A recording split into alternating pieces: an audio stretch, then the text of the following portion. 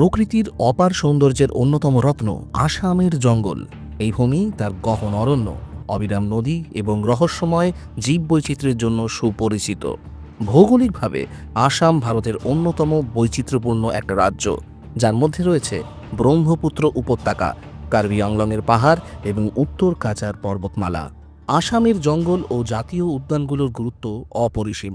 কাজিরাঙা, মানস, নামেরি, দিব্রু-সৈখাওয়া এবং ওরাং জাতীয় উদ্যান প্রত্যেকটিই প্রকৃতির এক অপূর্ব ক্যানভাস। হাতি, গন্ডার, বাঘ, হরিণ সহ নানান বন্যপ্রাণীর বাস এই ঘন সবুজের রাজ্যে। ওরাংয়ের এই রেস্ট হাউসে পৌঁছাতে আমাদের অনেক রাত হয়েছিল। জীবনে বহু জায়গায় ঘুরেছি, কিন্তু এরকম থ্রিলিং একটা জায়গায় আগে কখনো থাকিনি।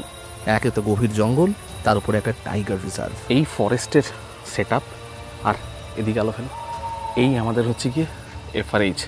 এখানে আমরা রয়েছি, আমাদের সাথে রয়েছে আমাদের ফরেস্ট গার্ড রাকেশ আর আমার সঙ্গী মলয়দা। তো আমরা যে সেট আপে রয়েছি এই জায়গাটাতে আপনারা দেখতে পাচ্ছেন এই আলো, এই জঙ্গল, এই ঝিঝি পোকার ডাক, আর এই ফরেস্ট রেস্ট হাউসে আমরা ছাড়া কিন্তু আর কেউ নেই। চারদিকে কিন্তু নিস্তব্ধ একটা দুনিয়া। এটা আমি আপনাকে বলে বোঝাতে পারবো না। এই উপলব্ধি আপনারা যদি না আসেন, আপনারা উপলব্ধি করতে পারবেন না। আসামের একটা খুব কম লোকে জানে এরকম একটা national park, tiger reserve, orang tiger রিজার্ভে আমি আর আমার পাড়ার এক দাদা আমরা এসছি। আমরা এনজয় করছি এখানকার থাকাটা। আর এই যে জায়গাটাতে কালকে আমরা যাব হচ্ছে গিয়ে সাফারি করতে, দুখানা সাফারি করব। এই জায়গাটা কিন্তু দারুণ সুন্দর। এই সেট আপ যেখানে আমরা এখানে আছি, এটা আমি বলে বোঝাতে পারবো না। মানে একদম চারদিকে ফরেস্ট, মাঝখানে একটা ফরেস্ট রেস্ট হাউস, সেখানে আমরা আছি। দুর্ধর্ষ সেট আপ। আমরা এখানে বসার জায়গাটা ইচ্ছা করে আলো নিভিয়ে বাইরের প্রকৃতিটাকে দেখছিলাম। দুর্ধর্ষ লাগছিল, দুর্ধর্ষ, বলে বোঝাতে পারবো না। যাই হোক, এখানে বেশিক্ষণ দাঁড়ানোটা খুব রিস্কি। আমরা ভেতরে চলে যাব। আজকে দারুণ সুন্দর ভেতরে থাকার জায়গাটা, বড় বড় রুম রয়েছে, সেখানে থাকবো।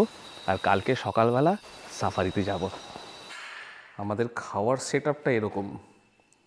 এখানে রাতের বেলা আজকে আমাদের জন্য রয়েছে দেশি মুরগির মাংস, রুটি আর স্যালাড। আমরা কিন্তু দারুণ এনজয় করেছি ওখানে অন্ধকারে বসে বসে, জাস্ট ফরেস্টটাকে বাইরে থেকে দেখছি, আর কিচ্ছু করিনি। বাইরে যাওয়াটা বেশ রিস্কি। টাইগার রিজার্ভ শুধু নয়, এখানে আমাদের যে জোনটার মধ্যে রয়েছি তার বাইরে কিন্তু প্রচুর আনাগোনা দেখা যায়। তো আমাদের স্ট্রিক্টলি বলা আছে যে আমরা যেন ভুলেও বাইরে একা একা না যাই, আর গেলেও যেন গার্ড সঙ্গে থাকে।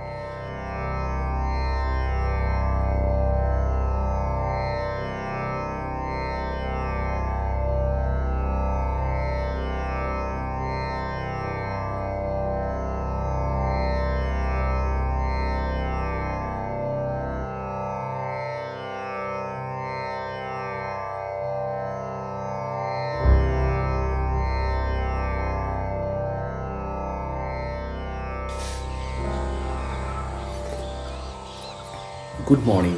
বন জিরণী গৃহ, বন জিরণী গৃহ অহমিয়া ল্যাঙ্গুয়েজ, আর ফরেস্ট রেস্ট হাউস মানে এই জিরণী, আমরা বাংলায় জিরাও এগুলো বলি। এই রেস্ট নেওয়ার শব্দটা অহমিয়া ল্যাঙ্গুয়েজে জিরণী। এই বয়ের মাঝখানে এই পেট কাটা টাইপের জিনিসটা, এটা হচ্ছে র। আমাদের বাংলা ল্যাঙ্গুয়েজের সাথে একটুখানি ডিফারেন্স রয়েছে, কিন্তু এখানকার মানুষজন যে কথাবার্তা বলছে পরিষ্কার বাংলায়, কোনো কথা বলতে অসুবিধা হয়নি। যাই হোক, আমরা এসছি এখানে ওরাং ন্যাশনাল পার্ক। এটা হচ্ছে গিয়ে আসামের ব্রহ্মপুত্র নদীর নর্দার্ন ব্যাঙ্কে, মিনি কাজিরাঙা বলে অনেকে। তো এখানে কিন্তু টাইগার রিজার্ভ রয়েছে, ওয়ান হর্ন রাইনোসরাসও রয়েছে, দুর্ধর্ষ একটা ফরেস্ট সেট আপ। আর সেখানে প্রায় কোনো রকম বিশেষ তামঝাম করা সিকিউরিটি ছাড়াই এই ফরেস্ট রেস্ট হাউসে কালকে রাত্রিবেলা এসে পৌঁছেছি। আমরা গুয়াহাটি থেকে গাড়িতে বাই কারে এসছি, সকালবেলার ফ্লাইটে এসছিলাম গুয়াহাটি, সেখান থেকে বাই কার এসছি এখানে ওরাং ন্যাশনাল পার্ক। আর ওরাং ন্যাশনাল পার্কের বাইরে একজনের ট্রি হাউস, সেখানে আমরা ছিলাম, কিছুক্ষণ রেস্ট করে রাতের বেলা এখানে এসেছি, দারুণ ফরেস্ট সেট আপ। একটা দিক, এদিকটা হচ্ছে কি সাভানা, ওই দূরে মলয়দা দাঁড়িয়ে আছে, আর এইটা চারদিক থেকে ঘেরা হচ্ছে গিয়ে ডেসিডুয়াস ফরেস্টে। আমি অনেক জায়গায় ঘুরে বেড়াই, অনেক জায়গায় থাকি, কিন্তু এরকম ফরেস্ট সেট আপে আমি সত্যি কথা বলতে গেলে প্রথমবার। দুর্ধর্ষ লাগে, দুর্ধর্ষ।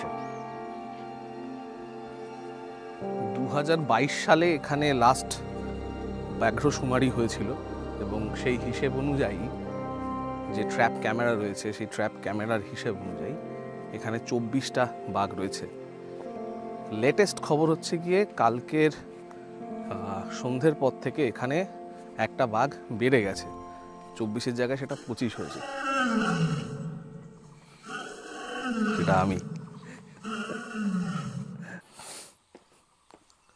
এই ফরেস্ট রেস্ট হাউসের রুমগুলো কিন্তু দুর্ধর্ষ, বেশ বেশ বড়। আমরা যে রুমটায় রয়েছি সেই রুমটা এতটা বড় যে দুজনে মিলে ফুটবল খেলতে পারবো। একটা সিঙ্গেল খাট রয়েছে আর একটা ডাবল খাট রয়েছে, মানে ডাবল বেড। তার পাশে বসার জায়গা রয়েছে, টেবিল রয়েছে, আর একটা আলনা দিয়েছে। দারুণ দারুণ পরিষ্কার পরিচ্ছন্ন বাথরুম। জলের একটু সমস্যা রাতের দিকে হয়েছিল, সকালবেলা ওদের বলাতে ওরা পাম্প চালিয়ে দিয়েছে, প্রচুর জলও রয়েছে, অসুবিধা নেই। দুর্ধর্ষ সেট আপটা, দুর্ধর্ষ। কিন্তু এখানে ডাইরেক্টলি বুক করে, মানে কোনো অফিসিয়াল ওয়েবসাইট থেকে বুক করে আসা যায় না। এটা ফরেস্ট অফিসিয়ারদের চিঠি করে রিকোয়েস্ট করে তবেই আসতে হয়। এটা যদি একটু সহজভাবে আসা যেত, সাধারণ মানুষের জন্য আরও বেশি মনে হয় সহজ হতো।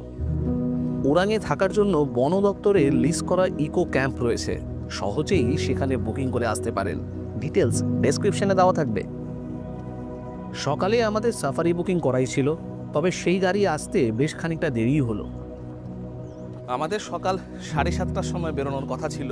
আমাদের ফরেস্ট রেস্ট হাউসের সামনে আমরা অনেকক্ষণ ওয়েট করেছি, গাড়িটা আসতে একটু লেট করেছে। আমরা সকাল 8:30টার সময় এখন বেরিয়েছি। বেরিয়ে জাস্ট একটুখানি এগিয়েই আমরা দেখতে পেলাম হরিণ। সে এক্স্যাক্ট স্পিসিসটা বোঝা যাচ্ছে না। এই যে হক ডিয়ার রয়েছে এখানে।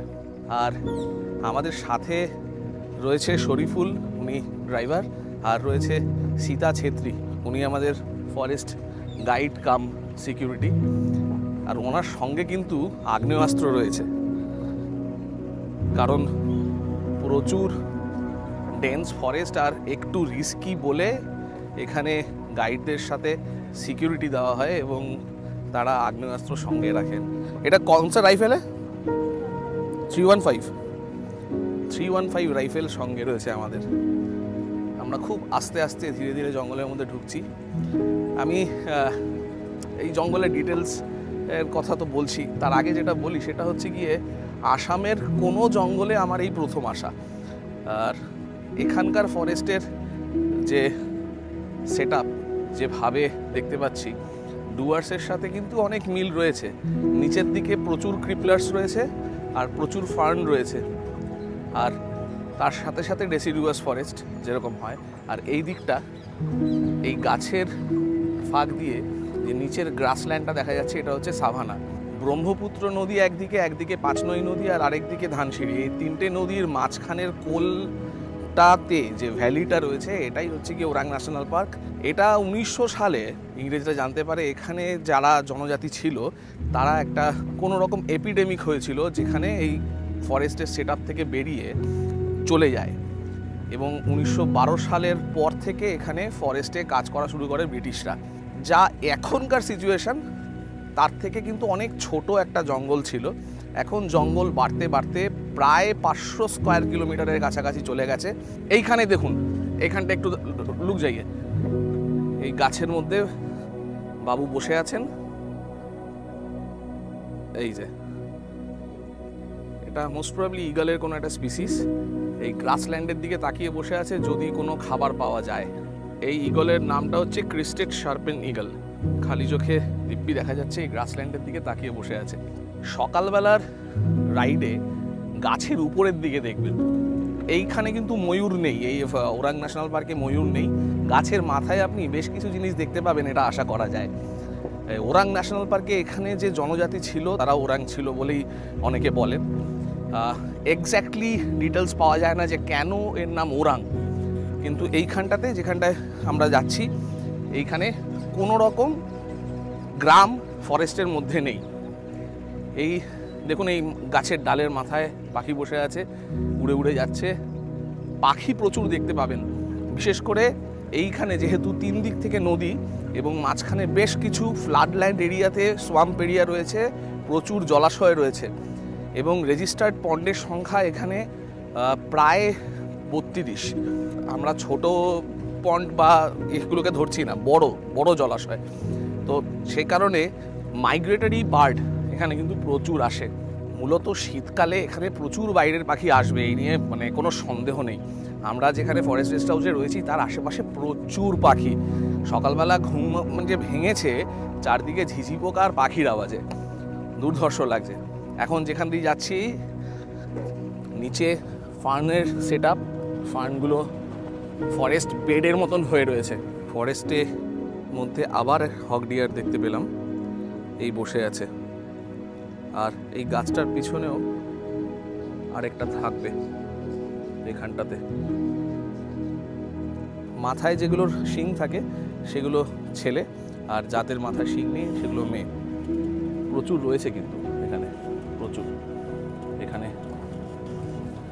আমাদের ফরেস্ট রেস্ট হাউসের সামনে যে সাভানা ল্যান্ডটা ছিল, গ্রাসল্যান্ডটা, সেই গ্রাসল্যান্ডটারই মধ্যবর্তী অংশে আমরা এসে পৌঁছেছি। আর মোস্ট প্রবাবলি এরকম দিকে আমাদের ফরেস্ট রেস্ট হাউসটা ছিল, আমরা এরকম ঘুরে এসেছি। আর এটা পুরো জায়গাটা, এই যে গ্রাসগুলো, এগুলো বর্ষাকালে আরও বেড়ে যায়। আর এখানে কিন্তু নর্মাল জুন থেকে সেপ্টেম্বর না, তার 1 মাস আগে থেকেই কিন্তু এই পার্ক বন্ধ হয়ে যায়। এইখানে আপনারা কিন্তু এলিফ্যান্ট সাফারিও করতে পারেন সকালে, এবং তার জন্য পার হেড 585 টাকা লাগে। যেখানে এলিফ্যান্ট সাফারিটা হয় সেই পিলভিটটাতে যেতে গেলে ফরেস্টের 2 কিলোমিটার ভেতরে ঢুকতে হয়, সেই কারণেও জিপে 800 টাকা নেয়। তো যদি আপনারা 6 জন থাকে তার জন্য 800 টাকাই দিতে হবে। ঘন্টাখানেকের একটা এলিফ্যান্ট সাফারি হয়। আমরা সকালবেলা খুব একটা কিছু আশা করে বসে আছি যে দেখবো এরকম নয়, তবে এলিফ্যান্ট সাফারি হলে কি হয়, এলিফ্যান্ট মানে হাতিরা এই গ্রাসল্যান্ডে ঢুকে যায়, ফরেস্টের মধ্যে ঢুকে যায়। যে নর্মাল ট্রেলটা রয়েছে এই ট্রেলটার থেকে বাইরে এখানে ঢুকে যায়, যে কারণে অ্যানিম্যাল সাইটিংয়ের চান্সটা হাতির পিঠে একটুখানি বেশি হয় বলে আমার মনে হয়। হাতির গল্প করতে করতে আমরা জঙ্গলের বেঁকে যাওয়া ট্রেল ধরে এগিয়ে যেতেই আমাদের থেকে বেশ অনেকটা দূরে একটা বিশাল গন্ডার দাঁড়িয়ে আছে দেখলাম। গন্ডারের গায়ে পাখিদের দল পোকা খেতে ব্যস্ত, যাকে বলে একশৃঙ্গ গন্ডার। আমাদের থেকে অনেকটাই দূরে রয়েছে।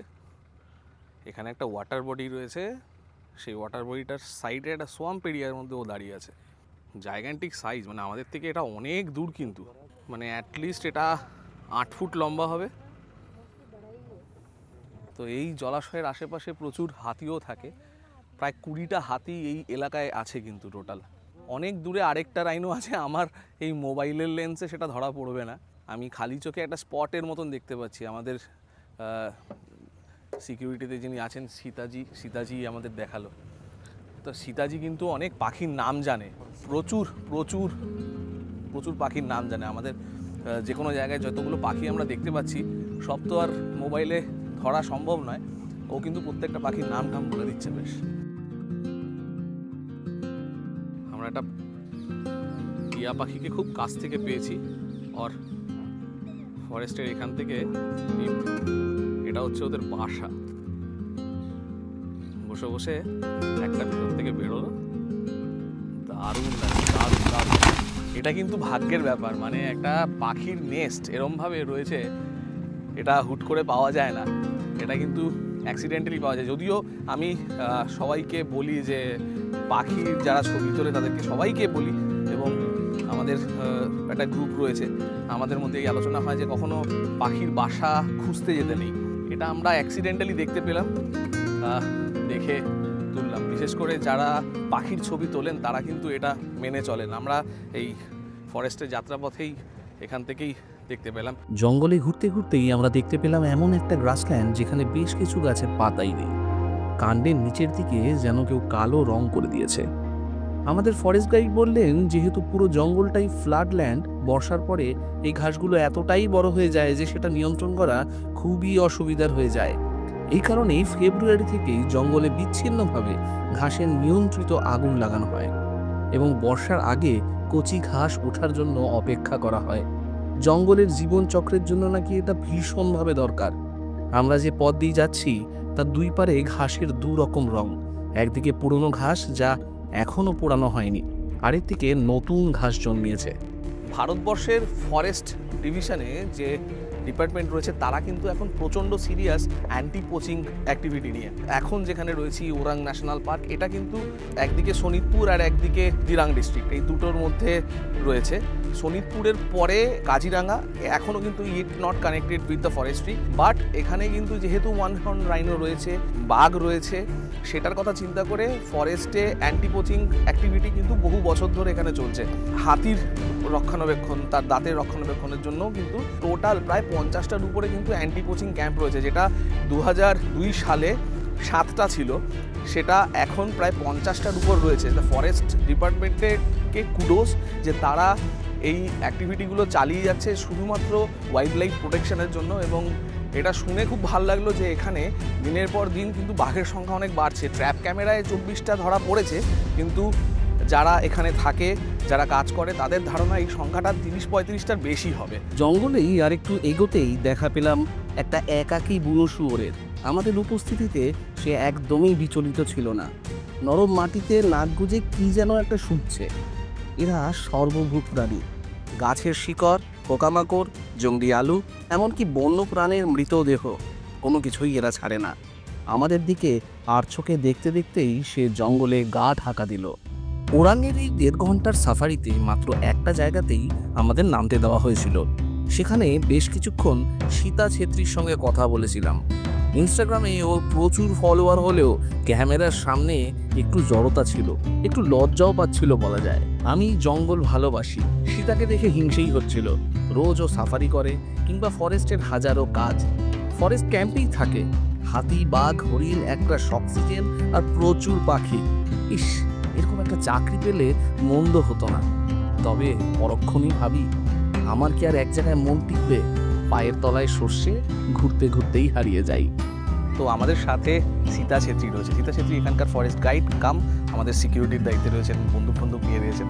তো আমি ওকে জিজ্ঞেস করবো যে এখানকার ফরেস্টের ব্যাপারে আপনি যদি বলেন।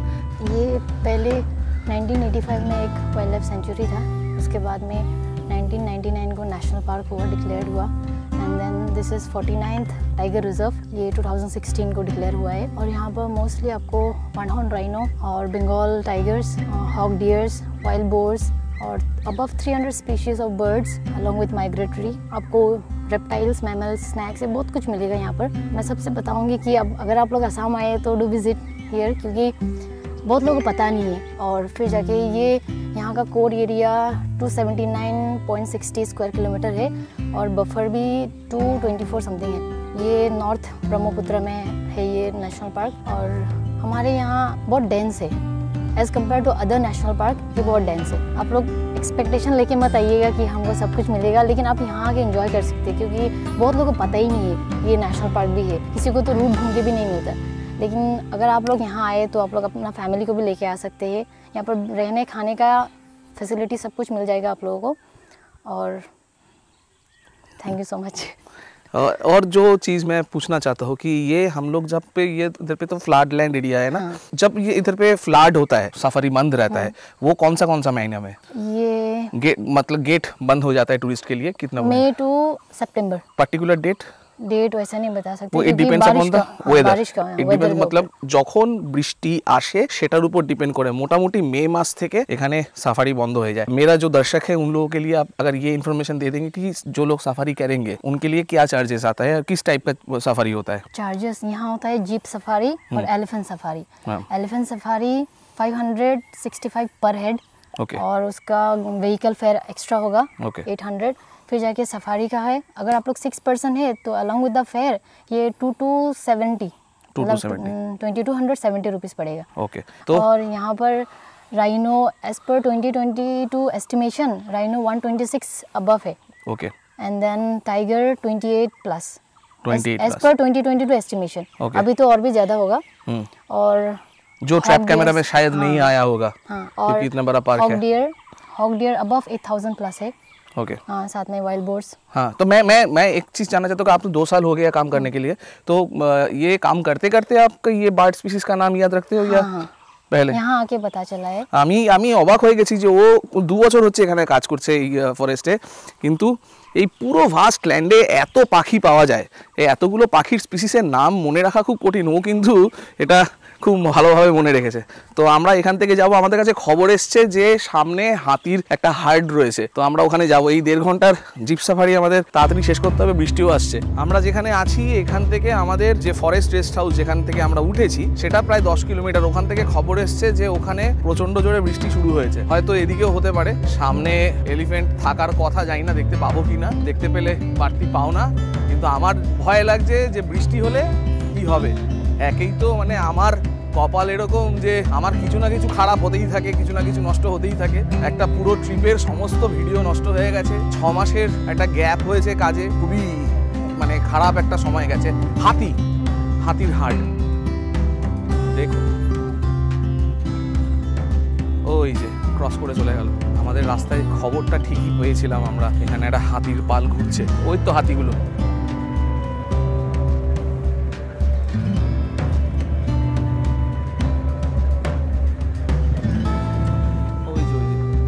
ওখানে রয়েছে, ওই যে ওখানে আছে। हम लोग ऊपर जा सकते हैं? আমরা চাইলেও এইখানে নামার পারমিশন দিল না সীতা ছেত্রী। হাতিগুলো একটু দূরে, ওয়াচ টাওয়ারে উঠলে হয়তো ভালোভাবেই দেখা যেত। আমার মোবাইলের লেন্সে তাদেরকে আপনাদের জন্য তুলে ধরার চেষ্টা করেও ব্যর্থ হলাম। সেই মুহূর্তে একটু মন খারাপ হয়েছিল, সীতা আমাকে ওয়াচ টাওয়ারে উঠতে দিল না। অজানা এক অভিযান যেন মন জুড়ে বসে রইল। তবু পথ চলা থেমে থাকেনি। আমরা যতই এগোচ্ছিলাম প্রকৃতি যেন ততই তার বুক খুলে দিচ্ছিল আমাদের সামনে। আগে ডুয়ার্সে বহুবার গিয়েছি, কিন্তু সেখানে এমন প্রাণী দর্শন কল্পনাও করা যায় না। এই ওরাং, এই অজানা বিস্ময়, প্রায় 5 মিনিট পর পর হরিণ চোখে পড়ছে, কখনো গাছের আড়ালে বা কখনো খোলা ঘাসে ছুটে চলা। হঠাৎই নজরে এলো এক দুর্লভ পাখি, অ্যাডজেটেন্ট স্টর্ক, বাংলায় আমরা বলি মদন টাক। বিশাল শরীর, রাজকীয় ভঙ্গি, যেন জঙ্গলের এক নিঃসঙ্গ প্রহরী। দূর থেকে দেখতে পেলাম আরেক জোড়া হরিণ ঝোপের আড়ালে দাঁড়িয়ে আমাদের দেখে থমকে গেছে। এই জঙ্গল, এই পুরনো ওরাং, আজ থেকে ঠিক 125 বছর আগে এখানেই এক মহামারী ছড়িয়ে পড়েছিল। সেই ভূতের মতো অতীতের ছায়ার মধ্যেই হঠাৎ আবির্ভাব হলো বিশাল এক হাতির। নাম তার সূর্য বাহাদুর। ওর চেহারা যেমন বিশাল, তেমন স্বভাবেও একটু খিটখিটে। লোকজন বলে কারো হাঁটা চলা যদি তার সন্দেহজনক লাগে, বিশেষ করে কেউ যদি ল্যাংচাতে সামনে এসে পড়ে, সূর্য বাহাদুর নাকি আর সহ্যই করতে পারে না। সেদিন জঙ্গলের শেষ প্রান্তে বনকর্মীরা আমাদের দেখালো এক রহস্যময় গাছ, বাইসোফিয়াস জ্যাভানিকা, স্থানীয়রা যাকে বলে উরিয়াম। এই গাছেই বাঘেরা নখ ঘষে, আর সেই ঘষা থেকে বের হয় এক রক্তের মতন রস, লালচে আঠার মতো। দৃশ্যটা যেন প্রকৃতির এক লুকোনো গল্প, রোমাঞ্চকর, আবার খানিকটা আতঙ্ক জাগানিও। মনে পড়ে গেল চিলাপাতার সেই বিখ্যাত রামসুপুরি গাছের কথা। একই অনুভূতি, একই রহস্যের ঘ্রাণ। সকালের সময়টা যেন চোখের পলকে কেটে গেল। সাফারি শেষে আমরা ওরাং ন্যাশনাল পার্কের ঠিক বাইরে একটি সরল ও পরিপাটি প্রাতরাশে অংশ নিই। ব্রেকফাস্ট করছিলাম নির্বিকারভাবে। তখনও জানতাম না সামনের মুহূর্তটা আমাদের হৃদয়ে ভেঙে দেবে। একটা অপ্রত্যাশিত চমক, যেটার জন্য একটুও প্রস্তুত ছিলাম না। আটার লুচি দিয়ে ব্রেকফাস্ট করতে দারুণ লেগেছিল, কিন্তু ওই আটার লুচি দিয়ে ব্রেকফাস্টটা আমরা যেখানে করেছিলাম আর আমি এখন যেখানে দাঁড়িয়ে আছি, এই দুটো জায়গার মধ্যে পার্থক্য 170 কিলোমিটার। অবাক হচ্ছেন তো? আমরা ছিলাম ওরাং ন্যাশনাল পার্কে, আর এখন আমি যেখান থেকে কথা বলছি সেটা হচ্ছে গিয়ে মানস ন্যাশনাল পার্ক। কালকে আমরা ওরাং ন্যাশনাল পার্ক থেকে বাধ্য হয়ে চলে এসেছিলাম, তার কারণ হচ্ছে যে এফআরএইচে আমরা কাল রাতে ছিলাম, মানে তার আগের দিন রাতে। সেখান থেকে আমাদের উইদাউট এনি নোটিস হঠাৎ করে বলা হয় যে গভর্নমেন্ট অফিসিয়ালদের সেন্সাসের কাজ শুরু হবে, তো ওখান থেকে আমাদের চলে আসতে হবে। দুপুরবেলার সাফারি রাইডটা আমরা কিছুটা বিরক্ত হয়েই ক্যান্সেল করে দিই। তখন আমরা ঠিক করি ওরাং থেকে সেদিনই 5-6 ঘন্টা রাইড করে এই মানসে চলে আসবো। মানসে আমাদের দারুণ অভিজ্ঞতা। এই অভিজ্ঞতা আপনাদের সাথে শেয়ার করে নিচ্ছি, এই অভিজ্ঞতা চলতে থাকবে আমাদের এই ভিডিওতে। আপাতত এইটুকুনি। আমার নাম অনিকেত, আপনারা দেখছেন অনিকেত আনকেজড। পরবর্তী পর্যায়ে আমাদের মানুষ ভ্রমণের আর যা বাকি অভিজ্ঞতা আপনাদের সাথে নিশ্চয়ই শেয়ার করে নেব। দেখা হচ্ছে খুব শিগগিরই।